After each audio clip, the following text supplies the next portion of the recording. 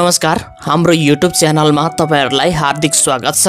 आजको भिडियोमा हामी नेपाल सुन चाँदी व्यवसायी महासंघले तय गरेको दैनिक सुन चाँदी दरको बारेमा जानकारी दिन गइरहेका छौं। आजको दिनमा छापावाल सुन तथा तेजाबी सुनको मूल्य के कति रहेको छ? हिजोको दिनमा यसको मूल्य के कति रहेको थियो? आज घट्यो वा बढ्यो? कतिले घटबढ भएको छ? यसको बारेमा पनि जानकारी दिनेछौं। साथै आजको दिनमा चाँदीको मूल्य के कस्तो रहेको छ? हिजोको तुलनामा घटेको छ या बढेको छ? यसको बारेमा पनि चर्चा हुनेछ।